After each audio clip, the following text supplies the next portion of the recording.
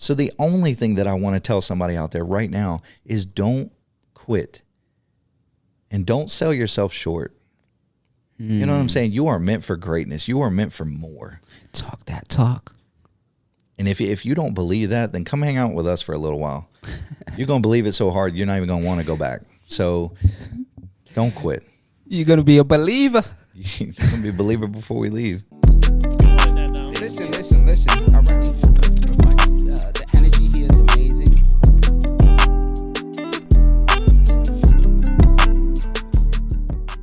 Welcome back to the Fine Podcast. Every week we invite interesting guests and we talk about defining moments of what defines them.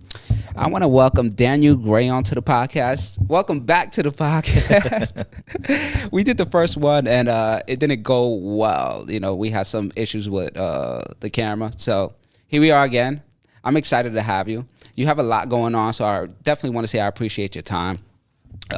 We kind of just going to kick shit and talk about your life, what you have going on. Definitely going to talk about some of the defining moments because we want to give people value. So how you feeling today, brother? I feel good. Everything's kind of lining up right now.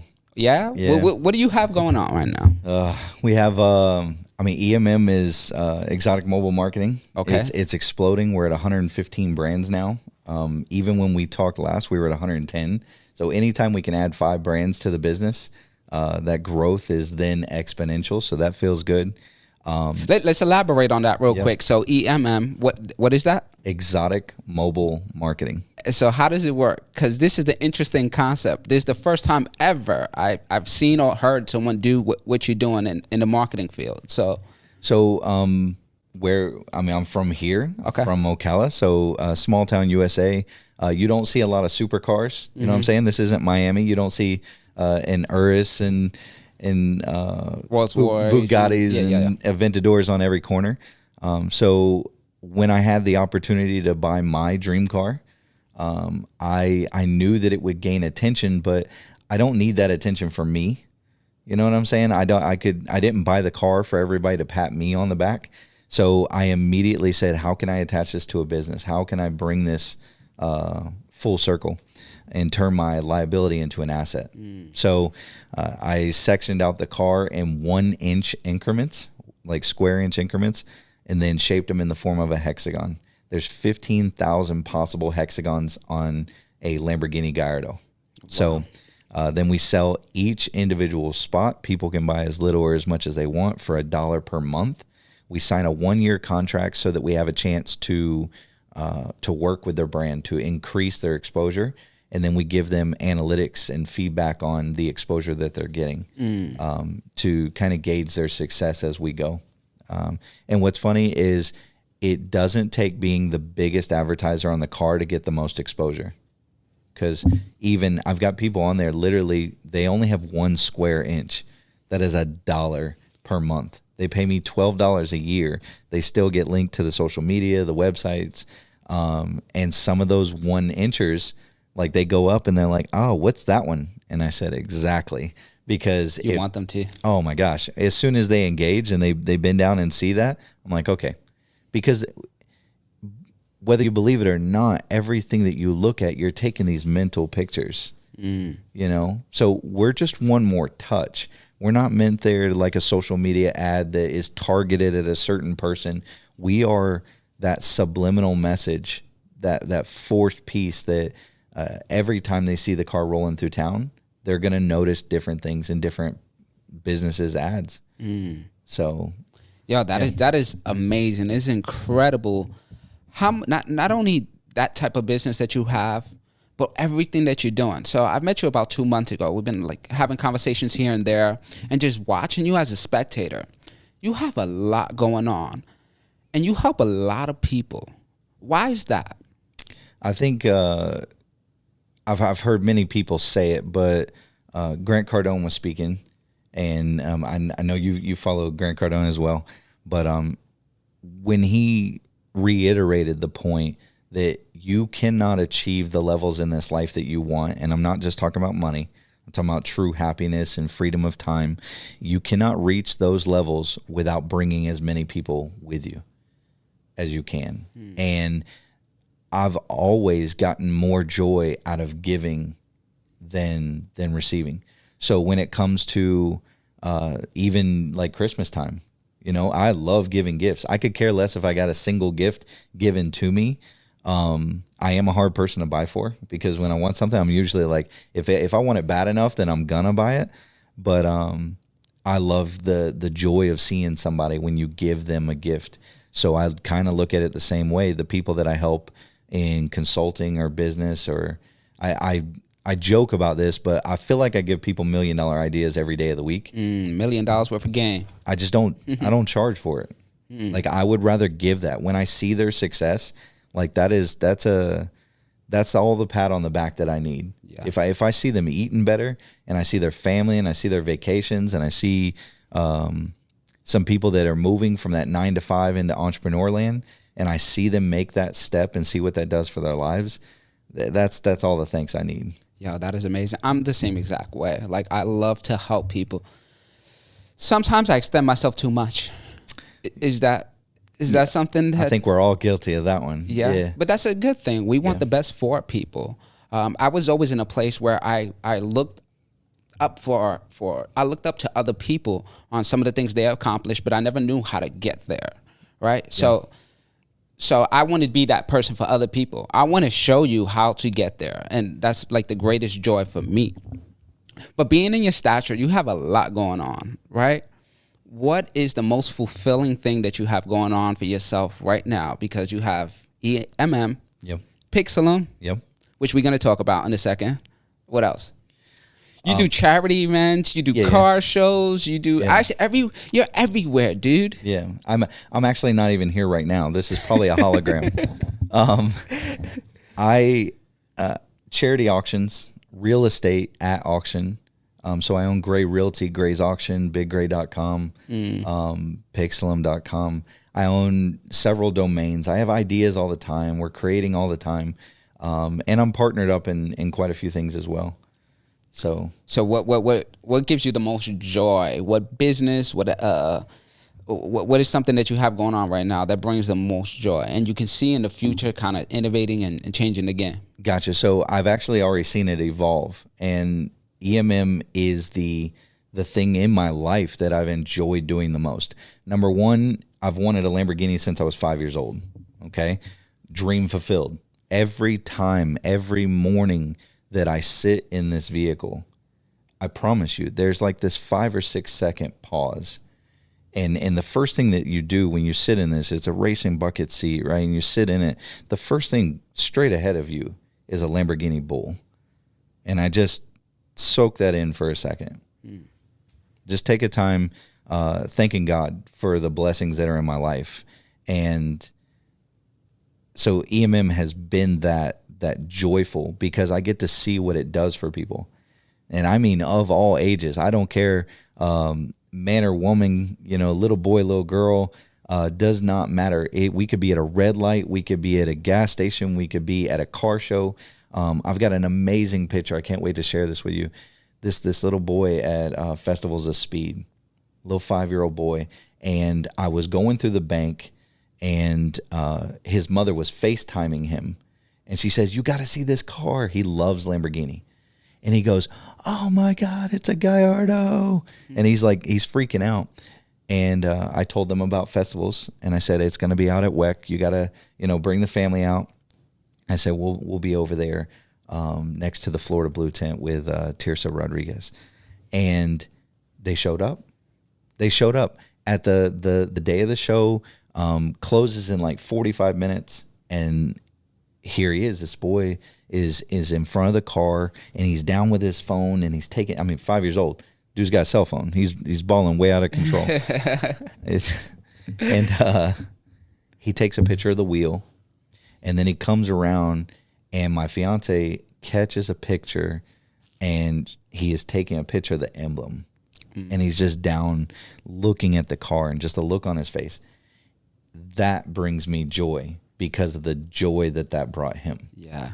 And that also expands his brain, right? It makes it into like a reality thing. Like, if you see it, you can believe it, and you can work hard. What was that for you? Because you always wanted a Lamborghini. Oh, right? my gosh. And is that like an accomplishment, or is that like a a trophy thing. Like you went through some trials and tribulations where you had to overcome. You had to learn about business. You had to learn about all these endeavors that you have for it to lead up to having a Lamborghini. Because people work their whole life and never get a Lamborghini. Yeah. You feel what I'm saying? This is just a level for me. Okay. This isn't the mountaintop. This isn't the trophy. This is literally just one more notch in the level. It had to happen one way or another. I've been telling my entire family, they told me I was crazy. You know what I mean? My entire life, I have been told no to that dream. I've been actually at a Lamborghini dealership. I remember when I was 17 years old. Okay. Junior going into senior year, and I got to go to Lamborghini at Scottsdale. I was out there visiting my mom. I had not seen her since I was 10 years old. Okay. And we go out, we visit her. And I mean, I told her how much I love Lamborghini, and she says, "Oh, no, I got a surprise for you." Takes us to Lamborghini at Scottsdale, and there is a teal Murcielago, doors up, and it's in the showroom. And I remember us walking through there. There was a velvet rope, around the whole car, the whole do not touch thing. And I start walking towards it, and the salesman goes, No, you can't afford that. And he waves me on. He goes, "Get away from that." And my mom says he just wants to sit in it. And no, he can't sit in it. And I mean, I was kind of devastated. 17 years old, and I'm devastated. That's the closest I've ever been to a Lamborghini. The only time I ever saw one before that, I will date myself a little here, but the only time I saw one before that, I was 15 years old in Washington, D.C. on the interstate, and I saw a Diablo going the other way. And I saw it for a split second, and that was enough joy to keep me going, keep me driving, right? So at 17, when I'm told no, we go out back out to the vehicle. My mom goes back in the store to tell that man a little what for. You can see her. I mean, my mother's 5 foot. She's hands in the air going nuts. She comes back out and she goes, "Just know that it was dealt with." Gotta love, mama love. Oh, yeah. But told no. Told don't touch that. Told that I couldn't achieve it. That's why I say it's not a trophy, and it can't be the top. That can't be the thing that I've wanted my entire life. Cannot be the top, because achieving that level took a long journey. It took many trials and tribulations. I feel in my life that if I would have got out of my own way, I probably would have had it a lot sooner. You know what I mean? Like, we all have these goals of, we want to make our million by what? 30, right? We get out of school, or we start working a job, or we go into business for ourselves. And that, for some reason, that $1 million was always the mark. I don't even want $1 million anymore. Why is that? Because it's too much. It's too much. I don't even want the million.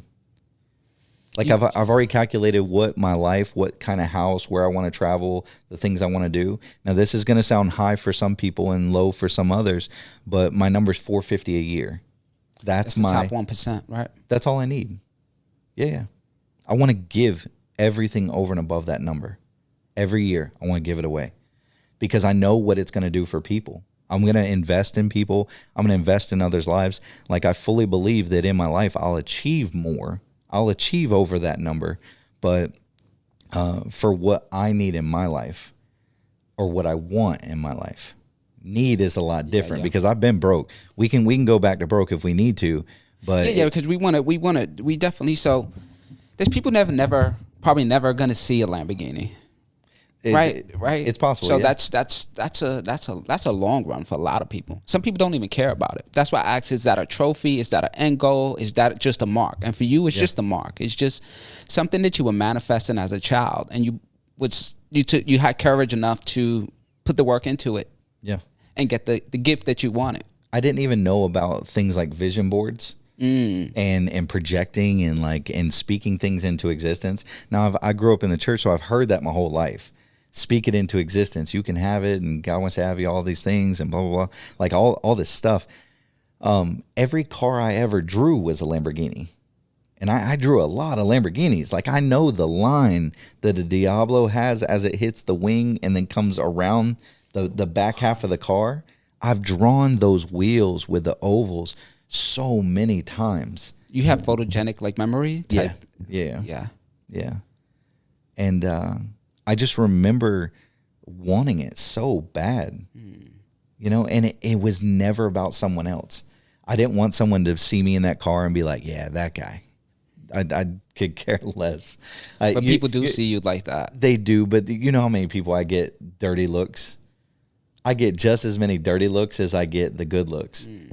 And people are projecting themselves on you. Like, yeah. I can never be that. I can never get that. Well, there's this level of joy in some people and level of hate in others. They automatically assume who you are. You know what I mean? If they knew my heart behind if they knew me, they would never give me that bad look. Yeah.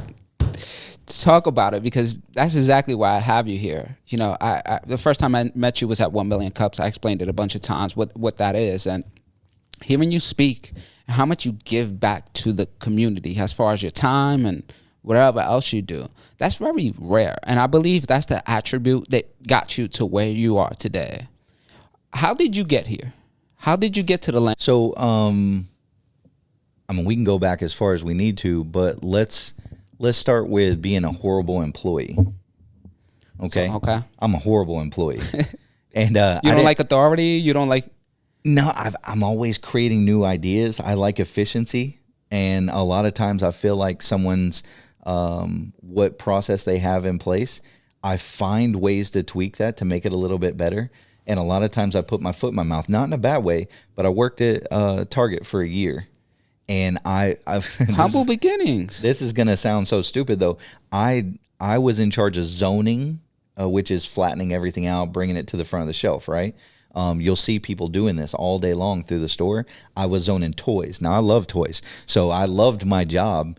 I hated the fact that I was like, no, there's a faster way to do this. If I could just do it my way. And my manager said, no, you do it our way. And it's not that I defied the authority. It's that I was like, but I'm trying to tell you something that will make this more efficient. Mm-hmm. They're like, you work by the hour. Why would you go faster? And I was like, ooh, it hit me. And I realized I don't have a by the hour mentality. You can't pay me enough for how fast I want to work. So the only way to do it was, it's going to sound so bad, but the only way to do it was my way. You know, and it's not that I had to be in control. I love working in a team. I just like people who want to sharpen my iron and people that want to make this wheel go a little faster and a little bit more efficient. I'll take ideas and take feedback from anybody. But so being a horrible employee. Yo, that is crazy. So you were meant to live the life that you live today. Do you agree? I think it was built in. So go back as far as possible and think about the little pieces of your life and the times that you learned and the time that you got better. I believe in my life that it came from my grandmother and my grandfather and my dad. I think that I learned lessons from them over and over subliminally. As you're a kid, you don't even realize. My own daughter knows how to do things that it took me till I was 35 to learn, and she knows it at 13. You know what I mean? All right. And she's better than me at things. She has a memory that is beyond. She has a creativity and a finesse in her art style that I always wanted to have, that I feel like I instilled a little of, but by God's grace and the way that we work, she was able to take that to the next level. So I feel that the lessons and the life lessons that my grandmother and my grandfather and my dad, the words that they spoke over my life and this entrepreneurial spirit started with them. My grandfather worked for local companies, the mobile home field, and then overseeing many men. I also feel that in their lives, they have always been leaders. My grandfather ran mobile home plants. My dad ran Daco as a supervisor, which is a hose plant, like rubber hose, right off of Mary Camp. And he drove around on the forklift, and he's worked all the jobs, right? But he was in leadership, running teams of people to execute certain goals. And then my grandmother, no more than an 8th grade education, and becomes a self-made woman after her separation and divorce, sells silk flowers, out of the trunk of her car. That's a real flower. Silk flowers out of the trunk of her car. Starts getting contracts from mobile home companies that want her to handle the decor and the flowers in their homes. So she goes from never working after like she got married and started having kids, not working, to then creating her own idea from the trunk of her car to the flea market to now doing interior decorating for many mobile home factories and lots all over the state of Florida, builds her dream home, and all along the way taking care of her kids, her grandkids, her great-grandkids, up until the day she died just a little over a year ago. She passed away from COVID. Up until that moment was working the day before. You know what I mean? Right. Like working the day before she got put in the hospital because she didn't know quit. So that's the journey. Learning from my grandfather and his hard work, like that's a man to me. You know what I mean? No, like he gave me the definition. Do you know who John Wayne is? The Duke, like old school Westerns. Like he was the tall guy, broad shoulders, like that was the man. Like when I think of what a man is, like I think of my grandfather. And I think of my dad. Like my dad, they were strong. Nobody will backtalk him. You know what I'm saying? They will run into a brick wall because he is going to tell them how it is. There's can't do that now. You get arrested or you be on YouTube or something. You be on Instagram. I don't canceled. Don't think they care. Yeah. Don't think they care. They would. You can try to cancel. You can't cancel somebody that can't be canceled. Yeah, no, that's a fact. I think Kid Rock said that recently. He said you can't cancel me. I don't care. But that's the journey. Did you feel pressure growing up as far as like you had to be this accomplished?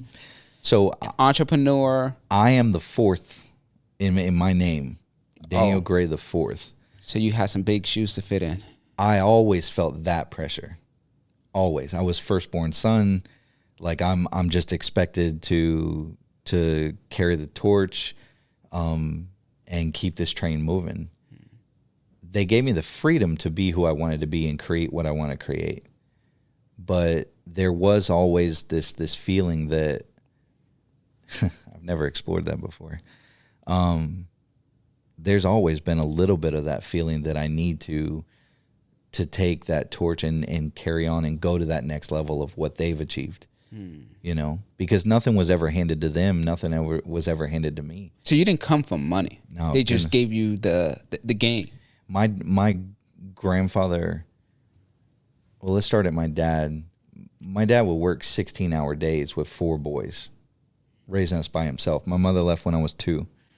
Okay. So my dad has been, like, he worked for somebody else, Daco, for 14 years. Came back, moved to Missouri for a year, came back, divorced with nothing. And I mean zero, starting over. We had the clothes on our backs, 30 years old. And I remember back, because I just turned 40 this year, and I remember when I was 30, I can't even imagine 4 boys, 0 money, no job. And that's the moment. My dad just turned 60, and he's created his level of wealth in that time frame, in the last 30 years. It was a full reset. But he's always had the pressure I had. You know what I mean? He's the third. Oh, okay. So he's always had to create that. So when you talk about pressure, when I found out that I was having a girl, that pressure was so gone. That pressure was released. It was so awesome. I wanted a girl. I wanted a princess. I wanted to spoil her rotten and teach her how to be good with her money at the same time. She's here. She's watching you right now. That's amazing. You take her to all these events and you give her the game. Obviously she's watching and observing, being a spectator. I think that's the best thing, man, because then she'll eventually develop her own skills and mindset on what she wants to do, similar to what you did. I'm just trying my best to give her a starting point at a level higher than me. You know what I mean? Yeah. And not just money. Get that straight right there. Right. That girl has to work for almost everything that she has. Yeah, yeah. Because it's not just going to be handed. Like, So that's the thing. That's a lot of people think like when you have kids, you want to give them everything you didn't have. No, you want to teach them everything that you didn't know. That's 100% right. I'm the same with my son. Work. You want it? Go get it. I can teach you how to go get it, but you got to go get it yourself. Yeah. One of the biggest life lessons from my dad and my grandfather was that. It was the whole teach a man to fish. Yeah. Like I can give you a fish and you'll eat for a day. I teach you how to fish, you'll eat for the rest of your life. I teach her the same thing because we're not guaranteed our next breath. Yeah, no, absolutely. You know what I'm saying? So I'm trying to, and I don't live in fear of death, but I'm trying to fill her with the knowledge and wisdom, everything that I've been given my entire life, mentally and emotionally, like just built in. I'm trying my best to give her as much of that knowledge as possible so that if something happened to me tomorrow, she's going to be okay. Yeah. You know what I'm saying? Yeah. Like I'm going to teach her a lot of the stuff that it took me, all those pitfalls. Now, that doesn't mean I'm not going to let her make her own mistakes. Yeah. Like she's going to make her own mistakes and learn from that too. I'm willing to let that happen. Yeah. Is mindset everything for you? Absolutely. Why is that? Because without it, you're broken. You know what I'm saying? I've seen what negative attitudes do to people, and I've had friends recently come and go because I can't be around negativity. I won't do it. I don't care. And draining. Let's get this straight. Friends or family, it don't matter. You could have my same blood. If you have a bad attitude, I am not gonna spend my time around you. Life is short. I think I said that verbatim. Just like that. Energy is contagious. You ever be around somebody or have a phone call, a conversation with somebody over the phone, and immediately once you hang up or you leave the situation, you feel drained. Yeah. Like a drained prune, a drained fruit. Yeah. You're like, damn, I got to go meditate. I got to go do something to get my energy back up. Anything else. Yeah. Yeah. Anything else. And that's why I say it doesn't matter friends or family. If someone's doing that to you, you have to separate yourself from that. Yeah. Because if you allow them to steal from you, right? Yeah, people can only do what you allow them to. Exactly. If you allow them to steal your time, your emotion, your feeling. Do you check your friends and family? Like, I check them. I have no problem whatsoever. Like if they're having a bad day, I will literally tell you to suck it up. Because someone else has it worse right now. Just like that, but I'm learning how to be, hanging around Johnny. He's a life coach, and he's the opposite of me. I'm hype. I'm aggressive. I'm crazy. But being around him, I have friends and family that are kind of sensitive, and I don't mean that in a bad way. Yeah. No. But I have to approach their situation a little bit different. Yeah. For a long time, I'm like, no. Okay, you telling me your problems. Like, what's the solution? If you're not going to tell me the solution, we're not going to talk about that. Please don't think you can call me and vent to me. True. I am. Here's the balance though. I'm an empath. Like I feel energy from somebody. Like if we, that's why the negativity, I can't be around it because I dealt with depression my entire life and I cannot surround myself with. You dealt with depression? Oh my gosh. Yeah. A lot. Growing up, we peeling back the layers. Oh my gosh, yeah. There's an But this onion. is what this is about, man. So we're going to talk about like mental health and depression and stuff like that. Obviously, you have an experience, but we want to transcend that so people can understand, but also give them game. Because from everything you said, like you live in a dream life. Like let's just be honest. Maybe not to you because you want more, but from the outside looking in. You have the car, you have the business, you're business savvy, you have a good mindset, you have a good family. And a lot of people are like, damn, I want that. So how can we get to that? What are some of the steps that people can do? First, we're going to talk about depression, then we'll jump. And then we'll go. Kind of impulsive all over the place. We definitely need to, we'll touch on, because there's one thing that people can do, and we'll go back to that part. Yeah. All through elementary, middle school, and part of high school, I had buck teeth. I mean, bad. Like my teeth were way out there. You were insecure. I had braces 3 times in my life. 3 times? Every time they got them, like they were going in, take the braces off, teeth would go back to where they were. I eventually got 6 teeth taken out, braces one last time when I was 24 years old. Had them on for a year. Got the teeth fixed, and then retainers and all that jazz. I got picked on a ton. I was always the scrawny, skinny, short, you name it, buck teeth. Like it was, I didn't know where I fit in, you know, and I dealt with depression, but I dealt with it in my own way. I was, well, we're going to go there regardless, but I dealt with depression on a point where, many times in my life, I had considered taking my life. And, I didn't talk to anybody. Like this was in a day where it wasn't just available just to vent to somebody and work through that problem and then realize that, okay, there's light at the end of the tunnel. My family is what was my reminder.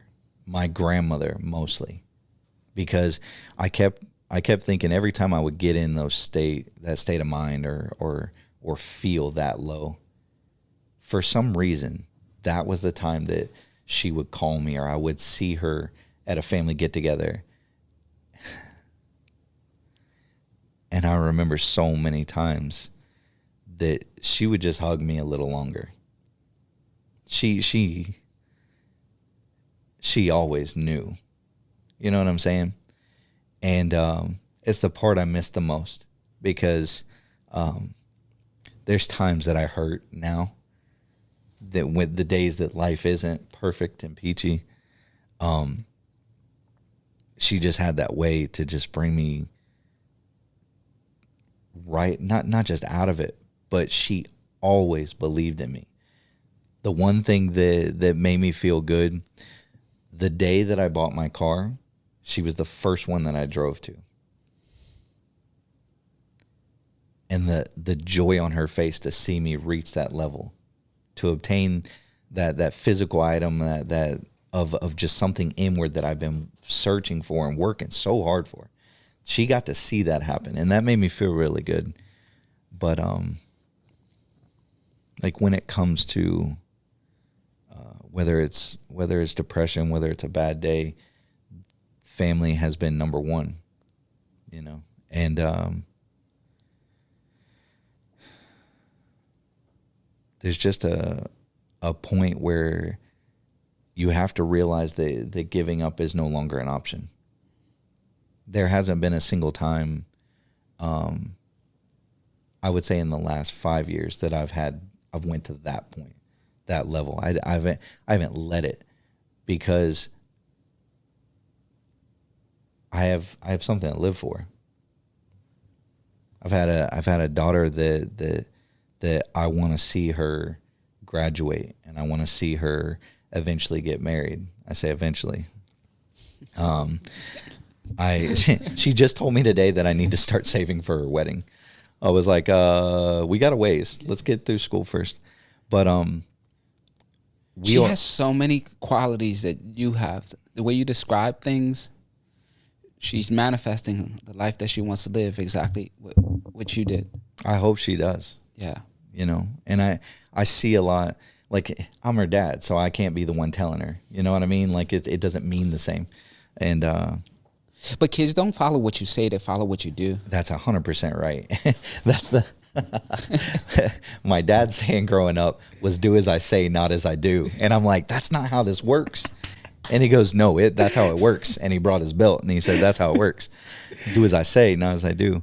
And you're 100% right. Yeah. You know, I want her to see my actions. I want to see the things that I do, whether it's helping people or whether it's volunteering for something. That all, it has to go together. Yeah, it all goes together, because even having those thoughts, I've had that before. I became deaf when I was 13. For 2 years of my life, I couldn't hear. I was around people but felt alone all the time. Like I was literally in the closet in the dark, just all the time. And there'll be times that I have those feelings or those thoughts, and I never knew where it was coming from. I honestly thought that I was punished from God. Yeah. So how did you get it? So grandma got you over that hump, right? And the reason, this leads into, what happened over the week. There's this 18-year-old who was being bullied for quite some time. He lived with his grandparents because him and his mom couldn't get along. And it got to the point where he was suicidal, and he was willing to bring other people with him. And it's such a tragedy, man. I couldn't go to sleep the past 2 days thinking about this, because I have a son, a 17-year-old son, and it just scares the shit out of me. Like, what a time to be alive. Yeah. What is going on in the world? And there's a lot of justification on, it's guns, it's politics, it's this, it's that. Somebody should have talked to him. Because in an interview with his grandfather, he said he was a loner. He was always in his room. But that was the cause. He didn't have no one to speak to. Yeah. And being that you had your grandmother as a catalyst to fill in that void anytime you felt depressed is the reason why you're probably still standing here today. Absolutely. And it's just so sad, man. Yeah. With this. It's hard to think about every single time. And my heart goes out to the families. No, absolutely, man. I can't imagine getting a phone call like that. Yo, it literally hurts my heart that it keeps me up at night. Yeah. I wish, and this is going to sound, I told you I'd be real. Yeah, no, okay? Absolutely. I'm not sugarcoating anything. For the people that have went through this, and I'm talking about the gunmen at these different situations that are suicidal, and they feel that they just want their, whatever they're trying to accomplish. I wish, number one, I wish that they could have gotten the help they needed. Okay? Because my heart is compassionate. When I find out the devastation that they have caused, I wish that they would have chose to just take their life. Like, I wish they would have took it, not just a coward's way out. I wish that they would have taken the bravest route and shot themselves at their house in the quiet of their own home, if that's what they felt they needed to do, because they have caused pain beyond. There is 18 kids right now that have passed away out of this. I think 18, 19 kids and two teachers. Two teachers. 18 families have to now deal for the rest of their lives in anguish. And as a parent, I'm telling you right now, I wouldn't be able to live. I wouldn't be here. Yeah, I'd be gone. Yeah. And that sounds selfish. And I can't put myself in their shoes. There's not a level that dictates and says, you know what, if I was them, I would do. I can't even say that. I'm telling you right now that the reason that I wake up and the reason I live and breathe is sitting in this room. You know what I mean? Absolutely. I now have my fiance. She has been, in relationship wise, a breath of fresh air. And I'm telling you, like, they're my why. They're the reason I wake up. The reason I'm sitting in this chair with you right now. You know what I mean? Right. Like, if this wasn't important to me, and forget business, if this wasn't important, I feel that this podcast, this reason that we're doing this show, has life in it. It has purpose. It is going to help someone in some way. If not, I promise you, we'd be at the house right now, feet up, hanging out. Yeah. Because I've gotten away from, that's why when we were talking about money earlier, I say $450, and to some people they're like, oh my gosh, why does he need so much? For some people they're like, $450. I mean, like, the whole product. Yeah, the inflation. I need shit. I mean, $450 is. I need a meal. Like, I need more in my life. I don't need monetary things past what I have in this life right now. Just bought land, getting married in October. About to build a house on a lake that I get to walk out on a dock and watch the sunsets every day with the people I love. What else do you need? Now, there's things in this world I want to go see. My freedom of my time is what matters most, you know? Absolutely. I'm not at that point in my life, and forgive me for saying this, but I love my daughter to death. But there's things that I want too, right? I do. My next level of Lamborghini has the doors going to the sky. Okay. She wants a Corvette, so Daddy's got some work to do. Can't even drive yet, but every time her neck breaks for Corvettes like mine does for Lambos. Yeah, my son loves cars. Yeah. He knows practically everything for, like, supercars. He's infatuated since he was a kid. Yeah. And I'm like, get to work, buddy. That's right. That's right. I told her, I said, you start saving now. I said, because your first car is not going to be a Corvette. Everybody knows your first car has to be a beater of some kind. Yeah. Like, it's going to be safe and it's going to be roadworthy because I don't want her getting stranded. But she is not getting a 2-door sports car, convertible, whatever, for the first car. Yeah. It's just not how it goes. That's not with real my son, life. I'm letting him work to get his own car because I know it's going to feel better. We can buy him a car now. But he's about to be 18 years old, and he has some money, and I'm like, I want to see what you're going to do, because you need a car. Yeah. You need to get around. You're becoming a man and stuff like that. I told her, because, again, it goes back to that mindset. It's like, yo, give your child everything you didn't have. Yeah. And I don't want to do that. Go work for it. It's going to feel 10 times better, and you're going to appreciate it 10 times more. My dad worked 16-hour days, okay? We dropped him off. Are you working 16-hour days? That's on my slow days. He worked 16-hour days. We dropped him off when it was dark. We picked him up when it was dark. That's how it worked. Every day.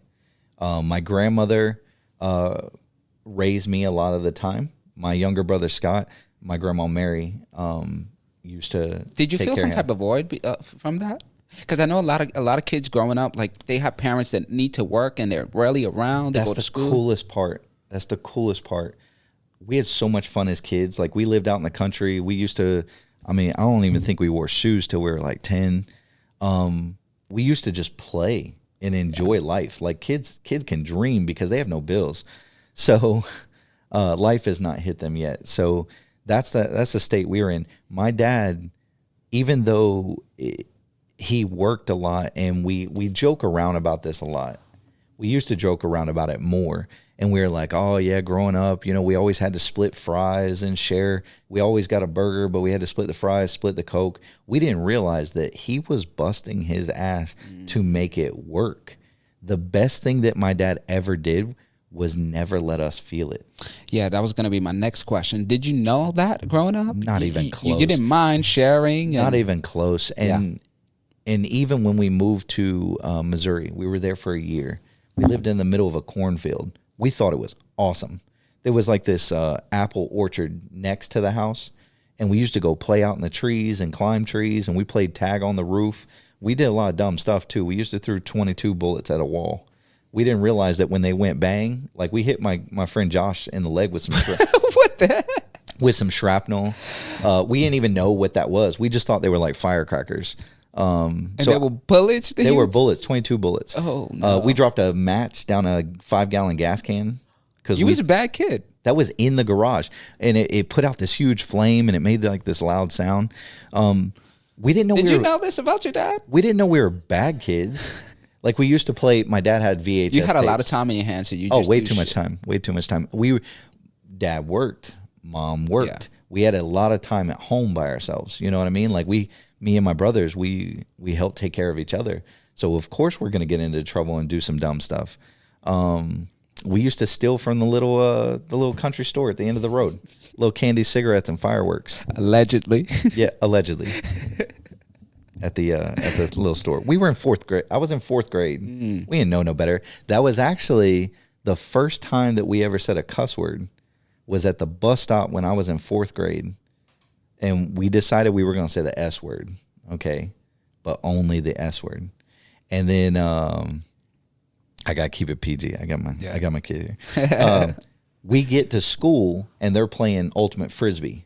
And I'm playing on the monkey bars, and my brother Jason, we're in the same grade. So he runs up to me, and I'm like, what's up, man? What are you doing? And he goes, oh, I'm playing frisbee, but this a-hole did this. And I'm like, Jay, we said we would say the S word. We can't say the A. You can't say that. That was the moment we decided at the bus stop. We were like, today we're going to start cussing. Who does that at 4th grade? We got in so much trouble. We tell my dad these stories now because we're like, what's he going to do? He was strict? Was he a strict? I mean, we got our butt wore out. Yeah. Yeah. Yeah. We grew up in the country. Like, you're going to get. I think that's necessary. These kids they don't get their ass whipped. Not even close. Yeah. I can look at my daughter and give her like a death stare, and she will fix it. Yeah. You know what I'm saying? Like, I'll give her that look. She will fix it, but she's a good kid. You know what I mean? Yeah. Yeah. Like, she doesn't done the crazy, stupid stuff that we did. We were also boys in the middle of the country. Like, what are we gonna do? Yeah. We didn't have no friends. We didn't have a phone. We didn't have internet. We definitely didn't have YouTube. So like, we didn't have it. We made our own. Yeah, that was when stories. Yeah, exactly. You know what I'm saying? We we could have made a movie about it. We probably still can. Talking about that, you have produced a movie. I have been. I co-directed a movie. Some zombie flicks. 1 through 10, how do you rate it? Oh God, I mean, 1 through 10. It's your own movie. Be honest. Was it your first project you ever worked on? No. I've written, produced some plays here locally. I would give that a 10. Like, that was an amazing experience. Took a year start to finish. The movies that I've been in, I'm going to give 4 or 5s. I'm going to give my performance at least an 8, just because I felt like I killed it. And I didn't come off cheesy. That was my only goals, because in a zombie movie, how do you not come off cheesy? I'm not trying to be pompous. If I was pompous, I'd say I was a 12, but I wasn't. I was a good solid 7, moving into the 8 territory on realistic character. I had to play a womanizing, drug-using alcoholic. Like, it was bad. What? It was bad. It was bad. My daughter's never seen the movie.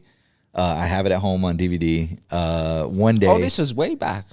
Yeah, that's. You said DVD. I haven't heard that in a while. Exactly right. Kids, DVDs are what happens after VHS tapes. If you don't know what VHS tapes are, we'll explain that in a different episode. Yeah, absolutely. But yes, it's on DVD. It's on DVD so old that you can't even rewind. You can't go to a different chapter.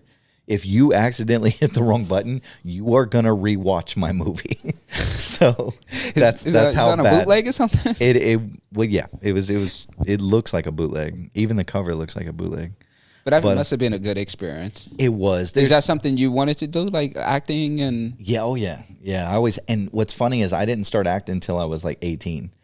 I had no experience in theater or drama. I went to college.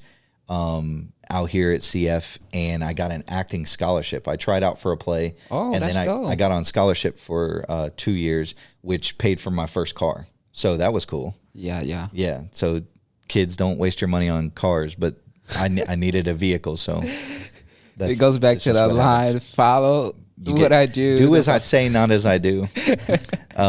Sometimes you gotta do what you gotta do. I needed a vehicle. You know what I mean? Yeah. So it's been a wild ride. Yeah, it's been a wild ride, but I feel like each little thing, I would not change anything. What would be the best thing that you have learned thus far, as far as life? Like all the bumpy roads, all the highs, all the lows. If you could put it into one sentence, it was a short little thing. What would it be? What's the best advice? Maybe this is the best advice for anybody, in my opinion. In when it comes to that, is stop worrying about the result and just enjoy the process, because it took me a long time to learn that lesson. And when I finally reached a certain level of success, I had forgotten prior, like, what did it take to get there? You know what I mean? That hunger. And I let that part kind of dwindle, and then I started really, really spending time on what got me there, because I told myself what took that long to get to where I'm at. I'm an efficiency guy. How do I make the less to get further? I realized that you can't. It's the journey. You either enjoy it and learn how to love it, or you're going to lose. You're going to get to that final place and think that was it. You know, think that's why when you ask me, is the Lambo just a trophy? Is it this? Is it? If that was the pinnacle of my success, why would we be sitting here? Yeah. I'd be at the house chilling, having some barbecue or something. I don't know. I would be doing nothing. Right. You know, I will never, that will never happen in my life. So do you think, you say 450, it's the number, right? I mean, inflation may change it. Change? Inflation may change it. But 450 hits.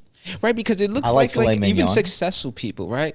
we all have this mindset that we want to get to this place, right? Most of it is freedom. We want the freedom to do what we want, when we want, with whoever we want, right? Yes. But then you get to this number and you're like, well, I have more in me.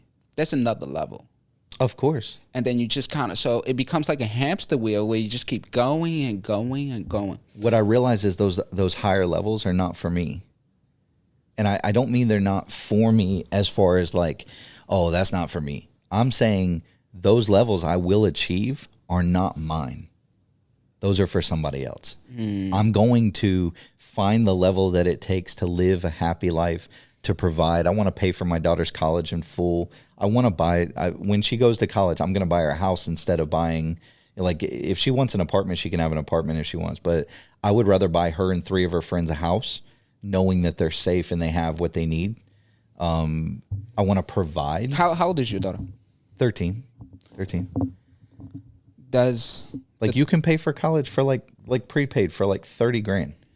You know what I'm saying? Right. So it's like, why not? You know, and if she chooses not to go to college, I used to think that was the requirement. Like, I've been raised my whole life. Oh, you got to go to school, got to get a degree, blah, blah, blah. Yeah. If you want to live in a hamster wheel and work for somebody else and make what they want you to make, and we could talk for hours on that part. Yeah. You know, but it's so true, because I thought like that for a very long time. I feel she's an entrepreneur. I think it's already built in. She shows me business plans every week. She has ideas and creative ideas that she can make money. She's going to be all right. Like, at 13, she's going to be all right. Does it get you nervous with everything that's happening in the world? She's what, 13? No, because I think she can handle herself. You know what I mean? Because she's not afraid to speak up if she has to. You know, she's not rude about it. She's very respectful. She knows her limits. She knows her boundaries. She's extremely smart. Like scary smart. And she knows it. But she doesn't make people feel less. So when I think about how will she interact with people, how will she interact in the community, how will she lead? She can lead. She's like a split image. She leads their friend groups. What? Oh yeah, like in a nice way. But like when I'll give you a good, for instance, we had a volleyball team. I was coaching the volleyball. I play volleyball. I've never been formally coached to coach volleyball. But I was like, they needed a coach. I was like, okay, I'll coach. And then I got to a point where I saw so much growth in these girls that middle school volleyball. And I said, I've seen so much growth that what else can I teach them? I mean, I'm working in practice. I'll coach practice. I will run them. They will sweat. They will get better at what they do. But on game day, they're on their own. I said, I will stand on the sideline. I will be your best cheerleader, but I will not tell you your rotation. I'm not going to tell you what to do midpoint. I'm not going to make you nervous during the play. I'm going to let y'all do it. And as a matter of fact, y'all are going to decide your lineup right now. And it freaked them out the first time. And then you know what the girls do? They beeline it to her. They say, well, you're the coach's daughter. Tell us what to do. What? It was immediate. That was their go-to, was she knows what's going on. So subconsciously they looked at her as a leader. Like as a leader. Yeah. Before it was even predestined to do it. Yeah. She sets the lineup. The girls go undefeated 2 seasons, won everything. Right? And I'm not saying that's because of her. It is because of the team. And it's because of the respect that they had for each other. It's the trust they had in me and the trust that I had in them to let the reins off. I didn't need to be in control. I didn't need to tell them to do this, do that. In practice, I would teach them as many fundamental strategy things as possible. Oh my gosh. I said, find the weak link and attack her. Find the weak link. These are middle school volleyball girls. And I'm like, find the weak link on the other side, and you slam that ball at that girl every single time. Ruthless. Absolutely ruthless. And you know what they did? Are you serious, Dad? Like, count them, no. Listen, I race karts and cars. Like, yes, I am competitive as they come. Yeah. I love winning. I don't mind losing. I've lost a lot. I've learned from every loss. But when it comes to winning in volleyball, for some reason, I would get heated. These matches meant nothing. There was a golden prize at the end that they got their names on and little medallions or whatever, trophies. But I wanted to win. I did not. Sometimes I went too far. Sometimes I would be a little bit too emotionally involved, but that You will got that winning spirit. that will to in you. win's That's what going to it be is. there. Yeah, yeah. You know what I'm saying? And I actually wrote. I used this quote. My friend EJ's birthday was last night, so we were celebrating for him. And what I wrote in his card had to deal with people and how they how certain people react. And it said that certain people never start, and weak people never finish, and the strong never quit. That was from Tony Stark in Iron Man. Yeah, yeah. Right?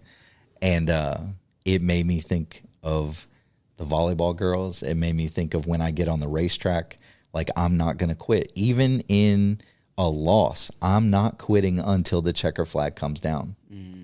I am going to run through the tape in the race. I am going to push myself further and harder in every single thing that I do. That's why when you asked earlier, do you sleep? Well, of course I sleep. We're not robots. But 2 to 6. 2 to 6 hours. 2 to 6 p.m. or 2 to 6 a.m. And How does one get to that level? This all didn't come from just one thing, right? This came from. they all built. You had a moving business, Yes. right? That was your first business. So what's ironic, when we own the moving company, we have always owned the auction company. So we would move during the day and we would do auctions 2 nights a week. Were you hosting that as well? Yeah. I'm a licensed auctioneer. So my dad and myself, we'd have guys and set everything up. And Tuesdays and Thursdays, we ran auctions. On Fridays, we did charity auctions. During the day, we started work at 7 o'clock. We ended when work ended, whatever time that is. Auctions would go sometimes till 10:30, 11 o'clock at night. It's just how we've been built. Like you provide for your family. I don't think this generation has that mentality. I think they have it. They don't know what it is. They haven't been cultivated yet. I think that the people that will succeed out of this generation, they will find that spark. You talk about coaching. Who's coaching you? Do you have any mentors? People that you look up to? People that you take advice from? Not at the moment, as far as like dedicated, that's my mentor. I would say that right now, that when I say the statement that iron sharpens iron, I feel that I am being mentored by my closest inner circle. I think instead of having someone that is above me in a level of success, I think that my circle, and it's probably 3 to 5 max of people that I talk to or communicate on a daily basis, that we are sharpening each other's iron. We are constantly immersed in what's going on. And what's funny is we're not even in the same business. Not at all. They like my friend EJ, for instance, he is an artist. You guys knew each other for a long time? 2 years. 2 years? That's like your brother now, right? Yeah, it's my brother. Yeah. We don't share the same blood, but we probably do. You know what I'm saying? Like I feel like I've known him my entire life. And what's interesting is in 2 years, we have helped each other grow. Like, and when he comes on, I'm not gonna spoil it, but he'll share the story of what's happened in the last 2 years.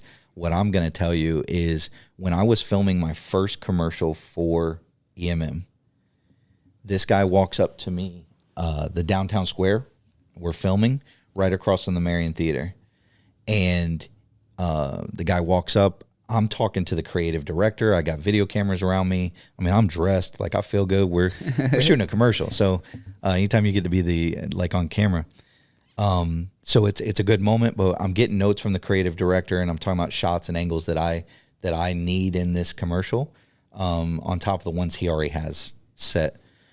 That's the scary part about being a director previously, is sometimes I gotta step back and let people do what they do. But this guy comes up to me and he says, "Hey man, I make TikToks. Do you mind if I just take a quick picture in front of your car? I mean, this is dope." He takes a picture, keeps on walking. Then about no conversation, no nothing. No, there's not time. I'm yeah. I'm busy. Okay. You know what I'm saying? I just find it so fascinating because you speak very highly of EJ. Yeah. And you guys only met each other. You guys met each other 2 years, only known. So I didn't know, but he had saw me at a gas station 6 months prior to that. So He took a picture of the car, put it on social media. He is a beast at social media. Yeah, I see him. Like, yeah, he's He knows what he's doing. He is exploding right now. Yeah, okay, yeah. but his content's consistent. He hammers. That's why he's it killing the game, every bro. day, every day. Bro, he's literally like posting every 2-3 hours. So I had no clue of any of that stuff. I didn't know who he was. I didn't know when he came up and asked me to take that TikTok. I didn't know that he saw me 6 months earlier at a gas station. So another 6 months goes by. Okay. Now I wasn't in the art scene, so I didn't know the art shows that were going on and I wasn't immersed in that area at all. So, he reaches out to me, DMs me on EMM's page and says, hey, I know this is a long shot. I'm a TikToker. He didn't even mention the previous things. He says, I just hit 50,000 on TikTok. Now, mind you, he just hit 125,000. So he's now he's now growing exponentially. At this point, he hits 50K. He wants to celebrate it with the baby's song, and he goes, "You're the only person that I know with a Lamborghini. Would you even entertain the thought of me filming in front of it just a little 15-second, 20-second clip?" And I said, yeah. Where do you need me to meet you? I said, he goes, well, no, I'll come to you. I said, well, I got a little office in a Workspace Collective over off of Fort King, 4 o'clock. That's fine. Now I've got my daughter with me. So we pull up, I meet this guy named EJ for the first time, shake his hand, talk for 2 or 3 minutes.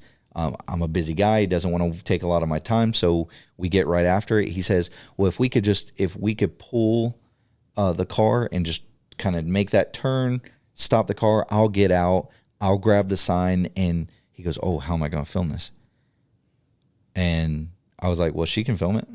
I mean, she's like 11 at the time, right? So she filmed his 50K video. 50K video with the 50K postcard or big poster board with 50K in one hand and the camera in the other, to a song that she's never heard, to the timing that she's never done. She's never done a TikTok, so she had no clue what to hit. How she learned the process. So I'm thinking, okay, my 11-year-old daughter can do this, I can do this. So I created a TikTok after this. But so I'm just nowhere near as consistent as any of these people. So she films the video, and that was day one. So you guys continue to communicate after that? Had no clue. I was like, well, I'd love to see it when you're done, blah, blah, blah. He goes, no, I want to tag you. He knows social media. So he says, no, I want to give you credit, blah, blah, blah. Thank you. And I said, well, my daughter, she's not on camera, so please keep that out of there. There's no reason to put any of that stuff. Yeah. To protect her. And so I asked him, I said, hey, do you want to grab lunch? And not that day. I said later in the week. I said if you want to grab lunch or whatever, I'd like to learn more about you, who you are. And so we grabbed lunch. And what made you want to do that? Because I'm an empath. So you felt something. I felt that. Yeah. Yeah. I told him this last night because he had thanked me because we had the birthday party, and very, very plainly, when God speaks, I listen. So it's not me. When you get that feeling that you need to step out of your normal comfort zone, the worst thing you can do is not listen. Go ahead and stand in the way and try to do what try to go against what he is telling you to do. See how long it takes you to get to your goals. I dare you. So I invite him to lunch. I learn a little bit about him. I go to his gallery off of 8th Avenue, right over there by Neighborhood Storage, and I walk in, and I'm a visionary. I'm trying to speak life in. I'm like, no. I've got these track lighting at the auction house. I said, if you want to switch out these, they were those fluorescent bulb deals with like this really weird setup in the middle of the room. His floors had just got done a little while ago. It was like that gray vinyl laminate. I'm like, these floors look amazing. I said, but the walls, they're kind of weird. I said, do you mind if, I got a guy, I can send him over here and have him texture and paint the walls white. This is the second time you guys hung out? Yeah. And I said, It's already working. I said, I can put this track lighting up. I can do that for you.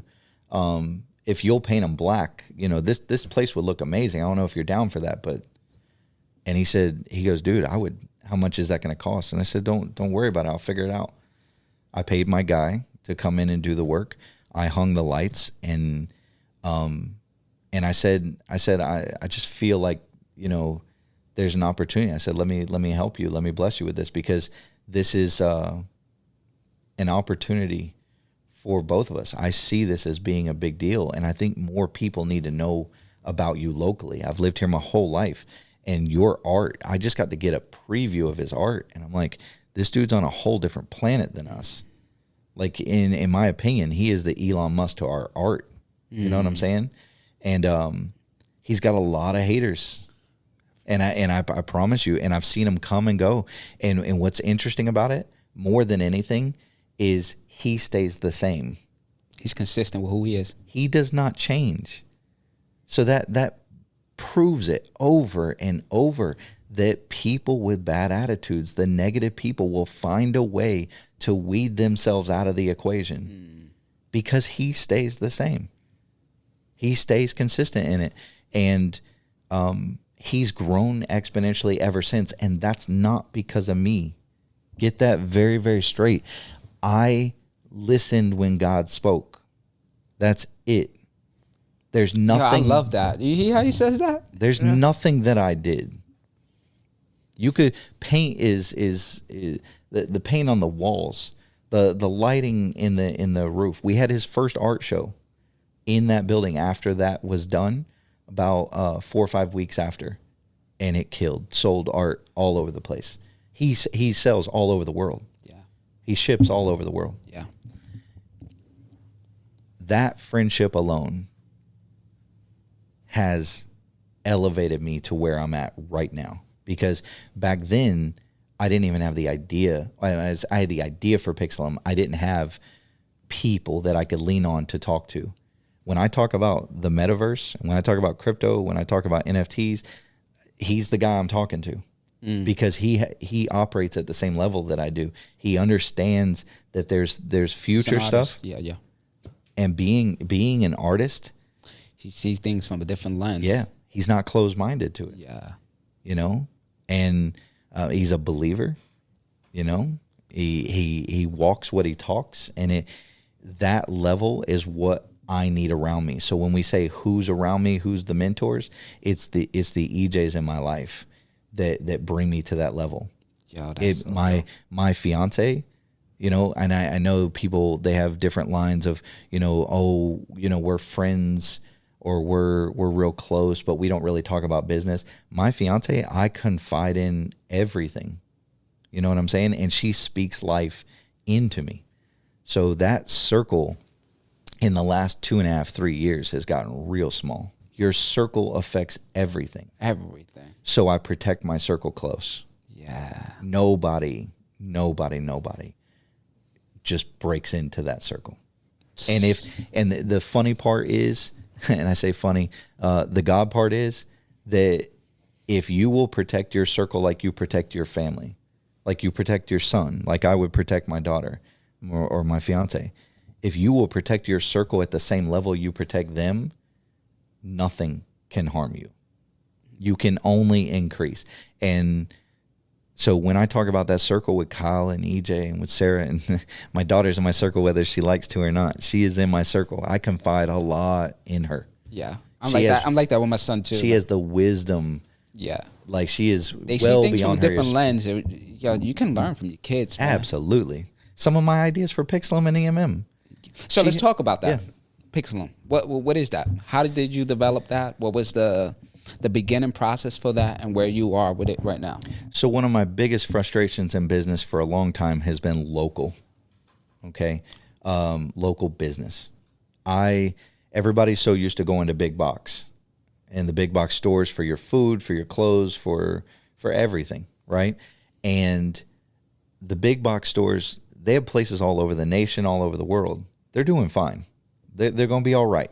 But you see mom and pops that these restaurants and these clothing places and these shops and different ideas that entrepreneurs have, who's out there truly supporting them when it's easy to go to I'm not even going to say their names and give them all that glory.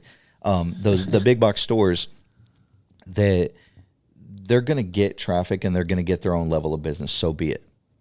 So I took the idea that I had a decade ago and put it on the Lambo with EMM. I didn't know how to code websites.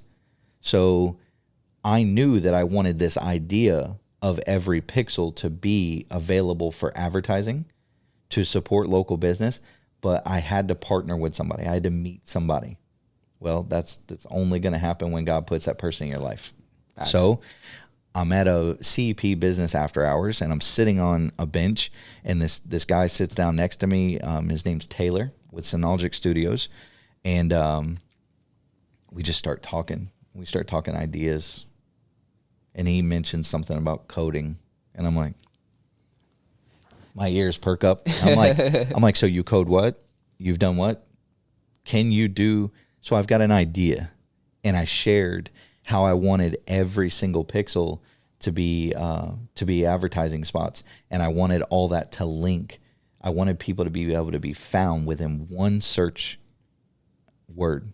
Okay, one search word. One search word. So when people go to pixelum.com, they are immediately going to see the businesses that are on Pixelum within 5, 10, 15 miles of their phone, of where they're at right now. Of their location. Their location. They're going to search for a solution to their problem. So if you searched right now on pixelum.com and you search the word tent, I want to get my windows tinted. Yeah, I was thinking that you were going to say tent. I don't know why. That was just, I'm like, he's going to say tent. And there we go. Yeah. So you click tent. You're going to see two things pop up. One's for Ocala Car Audio. Okay. My good friend Paris Tanner, one of the first persons to be on Pixelum. And you click on his pixel. He has the biggest pixel that we sell for $100 a year. He gets $100 a year? What the hell? It's supposed to be affordable for all businesses. How do you make something that is inclusive and diverse and fair unless you make it a fair price? I do not need to get rich off of one person. I will get wealthy off of millions of people. Okay? So that's where that network marketing came back in. So my cheapest package is $10 a year. To be on Pixelum, you can be $10 a year, $50 a year, or $100 a year. You either get 5 keywords, 10 keywords, or 25 keywords, or key phrases. So he could choose window tint. I need a solution to my problem. My problem with the big search engines are the fact that when you click on it, what is the first thing that you see? Ads. Because of why? People that spend the most money get the most space. Always has been, always will be. Okay, you're not buying an ad on some of the biggest games on TV without spending major money. Yeah. You're not getting at the top page of those search engines without spending money. The next thing that comes up is highest ratings. Now, I don't like ratings, rankings, or reviews for people that I want to shop.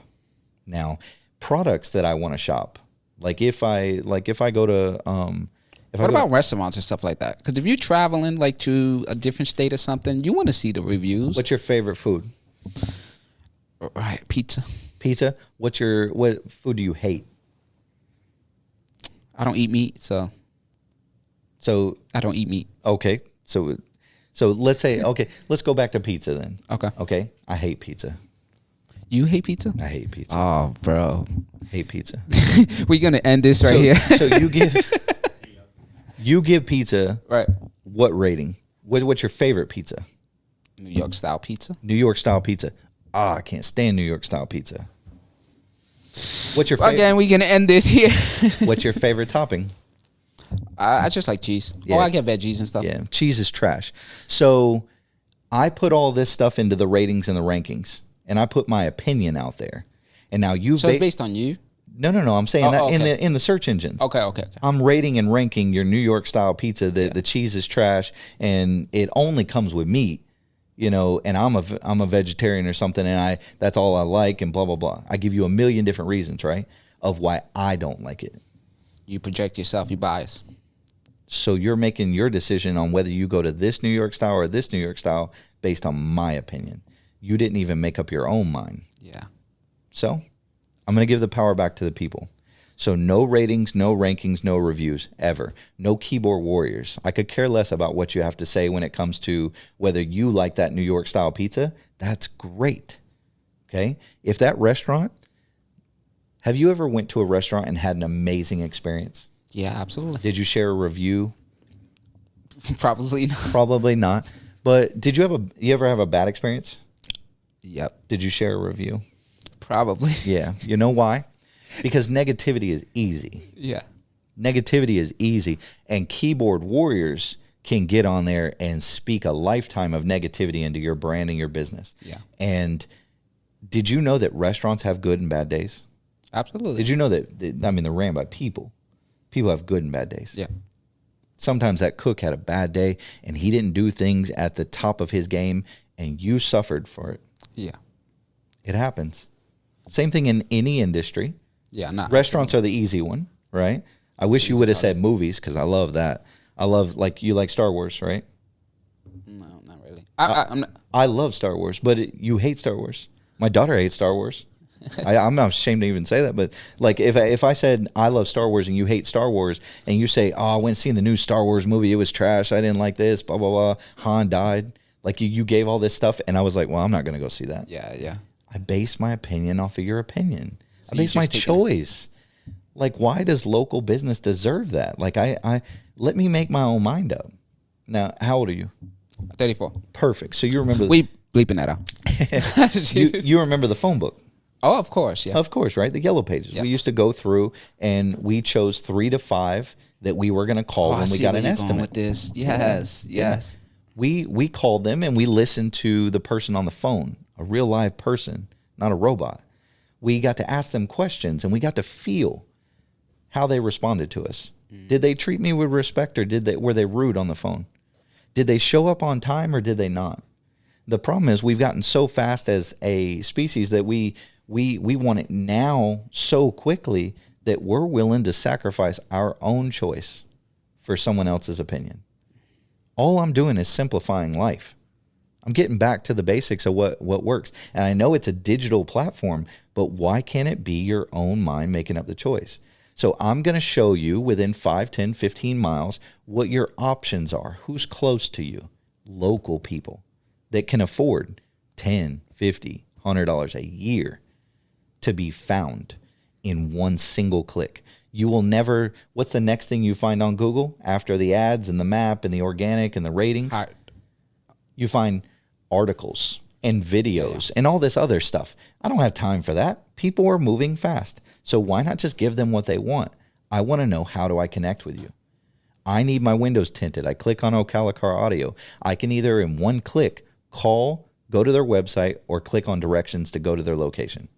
In one more click, it says more info, social platforms. I can now connect with them on every level, including TikTok, Facebook, whatever, all across the board. I can even put the links to my Google page so that you can check out my ratings and rankings if you want to. Mm-hmm. You just won't find them on Pixelum. So what we've done is... This is genius, bro. Well, I appreciate that. The idea was built. Did you have a bad experience that allowed you to create this? Or this is something that you just spontaneously one day just had this idea? I was like, man, I got to make this reality. Yeah. So there used to be a website that had all these pixels on it, but you couldn't click on anything because nobody in the 90s had websites. So it was kind of a get-rich-quick scheme. Yeah. This guy made $980,000 on a single web page. The problem is he only did it once. I'm going to do it every year. And I'm going to do a lot more with the money. Yeah. Right. We spend our money on the Google ads and the Facebook ads and all the things that help grow organically. We do that on the back end so that Pixelum is the search engine that people use to find your local business. So we stop making you spend the thousands of dollars that you're spending with those companies, and we give you the now solution for that. Is there an app or just? So June 15th, we are going to be unleashing the app absolutely free, and it will always be free. That is. There will amazing. never be an ad spend. You know how a lot of apps. Is this just for this city, or you plan on going? So we are starting here. Okay.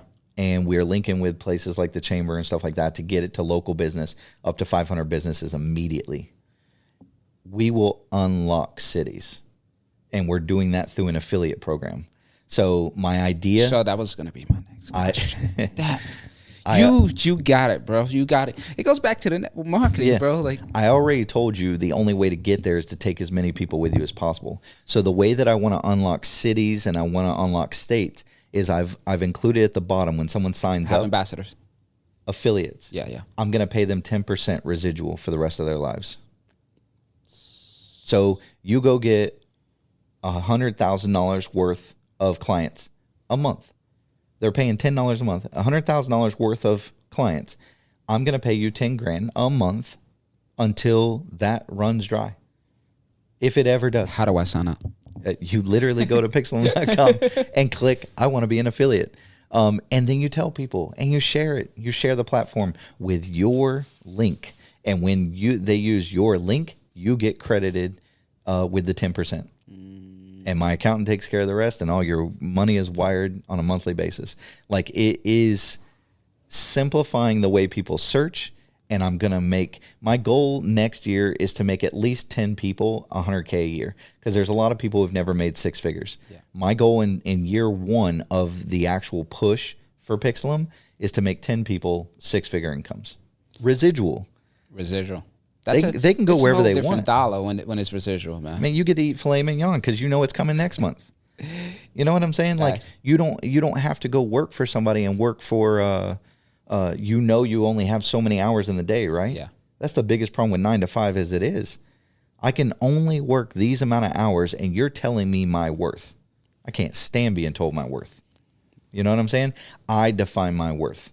If I want to work harder, I will make more money. I cannot work another hour for somebody else and make $10 to $15 an hour. I will never get on to knock somebody that wants a 9 to 5. If that's what they want for their lives, then I will support them in that. If they want financial freedom, I'm going to help show them the way to that. So it can go both routes. But I'm never going to, like, I don't care who you went to bed next to last night. I don't care who you say I love you to, who you pray to, all that stuff. I keep sex, politics, and religion out of it. Like, don't tell me who you voted for. I don't care. You know, I want to help you as a person. So no matter what you want out of your life, like, share your dreams and goals with me. Let's figure out how to get this money. Yeah. You know what I mean? Like, Grant Cardone told me, where is my money?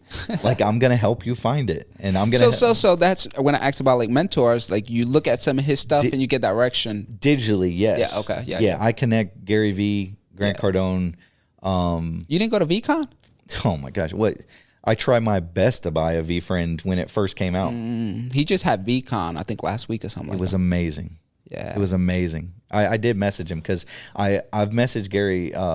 We connect on a couple different platforms where, he has community and he can connect with the world. Yeah. He's literally sent me, like, just to me messages asking me about my weekend, times that he gets on flights, and I'm not bragging about that. I'm saying but he talks about that in a lot of his videos. Does a great job of connecting one-on-one with in the trenches with his people. Yeah.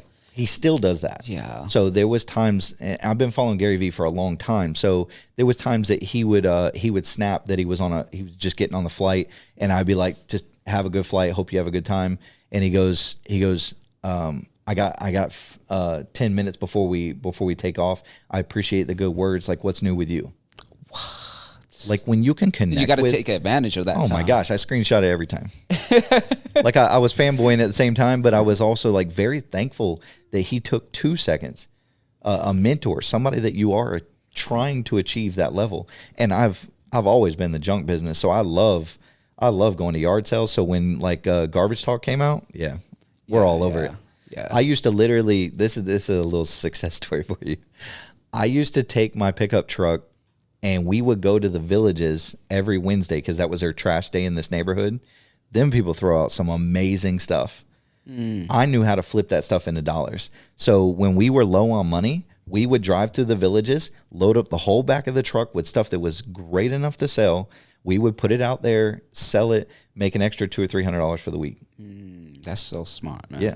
And that was pre-garbage talk and trash talk and all that stuff. That was just having fun, because that's what my dad taught me how to do, is how to hustle. He taught me how to eat. Yeah.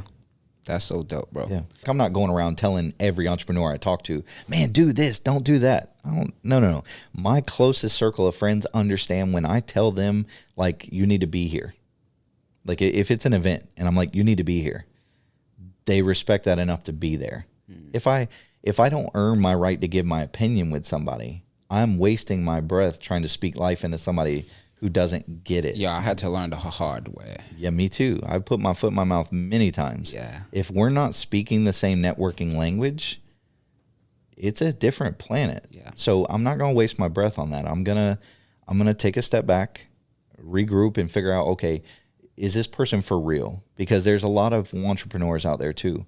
There's a lot of people that want it. They wish they could, but they don't ever put the work in after the fact. Like, I need people who are willing to work, and not for me. I'm saying I need people that are, when Gary talks about eating dirt, being in the dirt so you can be in the clouds one day. I need people that aren't afraid to get their hands dirty. I'll go dig a ditch right now. If you need a ditch dug, like, I'll go help you dig the ditch. Yeah. Like, I don't care what shoes we're wearing. I will help dig the ditch. I'll help you build the house. I'll help you paint the wall. Whatever we got to do. If we got to haul garbage, let's go do it. Whatever we got to do to take your business, your life, your personal whatever to the next level, that's the level that I play at. That is amazing, bro. I didn't know you had that type of mindset. I always see you like on stages and you're always hosting something. And I'm like, this is why. Yeah. Because of that mindset that you have, that hustle, that ambition, that go-getter mentality. It's about positioning as well. You have to position yourself within your networks and within your people. Those chances to have credibility boosters. You know what I mean? Yeah. Like, I can. That's big over here. Oh yeah. Like, I'm not gonna be the one that's gonna sing my praise. You have the community. Yeah. Because Are you looked at as an don't want influencer here in the city? I wish a leader. I wish it was as social media. I feel that I'm finally getting to that level. You breaking through? Yeah. My entire networking career only started a decade ago. Like, I've only been even in a single network for 10 years. So what is one piece of advice, life advice? This covers everything. Get out of your own way. Stop trying to have the answer to everything. Okay? Because we don't have it. The answer's out there, but we don't have the answer to everything. So a lot of times you're literally standing in your own way, and you're trying to tell God how he's going to operate in your life, right? It could be relationship, it could be business, it could be whatever. And you're literally standing in the doorway saying, I can't go through. You're blocking your blessing. And the only way to do that is to trust that the people that he's putting in your life are for a reason. The lessons and the heartache and the tragedy and the positive, the good, the bad, the indifferent, they're all meant for a reason. So stop trying to live in the past. Dr. Meisner from BNI, I got to sit with him, and he told me one thing. I've shared this many, many times. I live by this. 2 sayings. The least you will accept is the most you can expect. Okay? So if you will expect little, if you will accept little, why are you expecting much?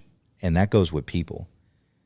If you will accept the garbage level of work that someone is providing you, why are you expecting greatness to come from it? So the least you will accept is the most you can expect. The other thing that he taught me, and this kind of hit home more than anything I've ever heard, is because I spent a lot of time through depression always thinking about what could have been, what should have been, what all that stuff, right? The past. You can't change the past.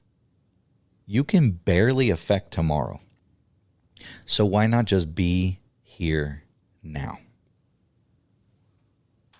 When I started living for now is when my life started hitting a rocket ship because I stopped worrying about yesterday. I've messed up a lot.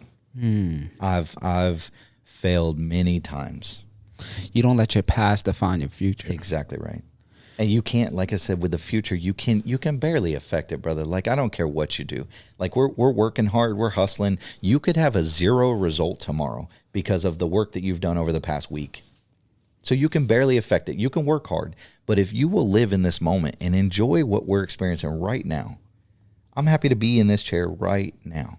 Likewise, brother. I'm happy to see them right there right now. And live in that moment and enjoy that. And you will be here now. It will change your life. Super powerful, my brother. Super powerful. So we've been here for a minute. Listen, I appreciate it. I can sit down and talk to you forever. You have this like motivating factor in you without even trying to. It's like you have a lot of experience in life. Thank you. And you try to help people navigate within the spectrum of what you know. And you don't try to be something that you're not. And that's what I love. It's like, I see you now and it's just us. I see you in front of 100 people, you're still the same person. People tend to switch up. So yeah, absolutely. There's no, I spent that's what middle school and high school was the facade. I was always trying to be something I wasn't. And that's what I mean by getting out of your own way. When you're finally able to just be you, that's the only reason I finally found love. You know what I mean? I finally got to be me, and I found the love of my life because of it. I can't relate. I need love in my life. That's why when EJ sits here, we're going to have a nice conversation. It's true. It's true. Now, I'll say that also. What's funny is 3 days before I met my fiance, 3 days before that, she had just told herself, promised to God, that she was nobody, no conversation, nothing for 90 days. She wasn't going to go on any date. She wasn't going to entertain any idea of a guy approaching her. And then God brought me to her life. After the 90 days? No. 3 days in. He said, stop trying to define my time. You know what I mean? I told myself a month prior, I was like, I am so done. I'm just going to hustle. I'm going to do me. I'm going to concentrate and just really go hard. I cleared out my phone. I cleared out messages. I cleared out pictures. I was like, I don't need no noise. That's what we call those people from the past. Those are noise. And there's no way to go forward with accepting somebody that's in your past. Now, I'm not saying that you can't rekindle. I'm not trying to define what God has for you. But in my life. But how do you distinguish like the noise and the discipline? Because I see two different things. What's meant to be is meant to be. Are you being used? Is someone building you or breaking you? Are they talking down to you? Are they standing alongside of you? Or are they trying to stand in front of you or on top of you? You know what I mean? Right. When you can feel what that person, that friend, or that no. What I was asking you. So your fiance now, she said she was going to give herself 90 days. You come 3 days later. How do you know if it's discipline or meant to be? It's all noise is what I'm asking, right? Because people say I'm going to do something. I'm going to go to the gym for 90 days. The noise kicks in. They're like, fuck the gym. So when God speaks and you listen, she defined that 90 days. God didn't. Yeah. God said, watch this. Bam. She finally submitted to what she thought she needed. Yeah. She finally got rid of the noise. And God said, well, let me show you what I've had waiting in the wings. Yo, that's so powerful, brother. Yeah. And I didn't even know it was like that. You know what I mean? I met this woman. I gave her 2.5 hours to make dinner and a movie at Ivy. Okay, 2.5 hours. She said, you know what? It's been a good day. She just got a brand new job that day. And she said, you know what? It's been a good day. I'll go. We had become Facebook friends 3 days prior. I've never heard the sound of her voice. She didn't have my cell phone number until she was on the way down. And I thought she was texting me to cancel. We sat in a movie. We watched Pulp Fiction, which I knew if she liked Pulp Fiction, she's my girl. Halfway through the movie, we're eating filet mignon. I mean, Ivy has some amazing food. So we're eating, we're having a good time. The movie's funny. Love the movie. And she grabbed my arm and laid her head on my shoulder. She was like, walked her around the block, walked her back to her car. Had no intention of giving her a kiss goodnight. You know what I mean? She gave me a kiss, and I asked her after, because I'm not very forward. You know what I mean? and she kind of laid one on me, and she goes, I needed to know, like, is this chemistry here? Is what I'm feeling real? And it has been a fairy tale ever since. Wedding October 29th. It's been a year and a couple months. A year and 1 month, because we met April 6th. On my birthday. Oh, there we go. That's crazy. Yeah. That is insane. It's been a wild ride ever since. But it literally took extinguishing. So you needed to go through everything you went through to get to where you are today. I'd like to thank every one of her ex-boyfriends and every one of my ex-girlfriends for every lesson you have taught me. And thank you to her exes for being absolute idiots, because you messed up. Like I promise you, I tell her that all the time. Thank God for these guys. These are awesome guys. That is amazing. They are dumb, but they are dumb. This woman's amazing. That is amazing. She is everything. So that's great, man. I'm glad that you found what you looking for. That was a missing piece of puzzle. Absolutely, because we all want love. I mean, we were made. Humans were made to reproduce and find love and grow and build with somebody in this. And to connect. And that's what I needed. I need somebody that respected my level of hustle, but wanted to build alongside of me, because I've never wanted a woman behind me. That's what I was getting at. Yeah. I don't need. That's what I tell my partner Johnny. It's like, I can't just date anyone. It's because the level that I'm moving, you may not understand that. I need a woman beside me. Yeah. I don't need her to be at my feet. You know, you don't have to tie my shoe. You don't have to do anything. Like we are a team. Yeah. So that is dope, man. I'm so happy we got to sit down today. Like, honestly, man, you're such a great human being from what I've seen, and a great leader in the community. Thank you very much. I'm pretty sure people are going to watch this and definitely feel inspired by your journey and the things that you have going on, man. I hope so. If I've encouraged one person, then that's a win for today. For sure. So I'm sure social media is going to be a little booming after this, for sure. So where can people find you? So Instagram is at the Daniel Gray. Okay. That's your personal? Yep. My TikTok and my Insta is at the Daniel Gray, Gray. And that's where I'm building right now. You know, we're in a visual world. So that's where they're going to find me. Okay. Any last words that you want to give to people? This is coming straight from, I actually listened to a podcast that Sarah shared with me yesterday. And it was like 15 minutes, all from Kobe. Okay. Now, I wasn't a big basketball fan before. I didn't watch a ton of games and stuff. But I do watch a ton of inspirational speeches. So, and athletes know what resilience is. And that's something that Kobe had that he has instilled into a lot of people.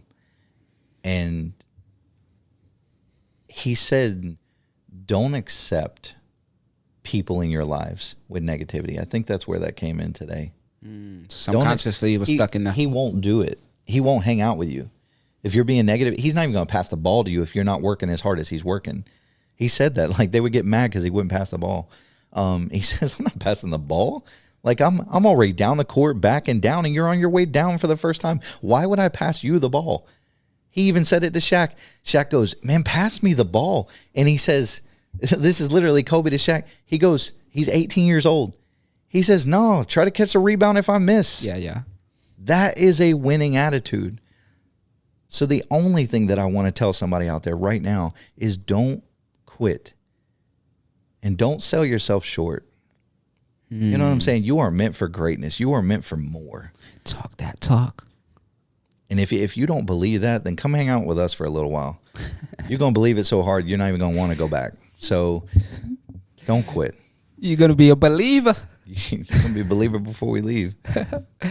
Most definitely, yo. Thank you again. Thank you for your time. This is the second time. Yeah. So you're familiar with the podcast. But we got a different setup. We're learning and growing. No, it looks amazing. It's getting better every time. We plan on growing this, bringing more people on, and kind of creating this safe haven for people to create here in Ocala. We want to inspire more people to create whatever you're trying to do, TikToking, podcast, video, anything. Yeah. So that's our whole intention. But Thank you again, buddy. Awesome. Thank you guys for watching. Every week we invite interesting guests, and we just have talks about life. He came here and he gave us the game. We've been sitting for about 2 hours, my brother. That's good. Yeah, that's how you know it's a good conversation. We could just keep going and going. If you're new around here, make sure you subscribe and go follow my boy Daniel Gray, man. I appreciate you guys. We out of here. Peace.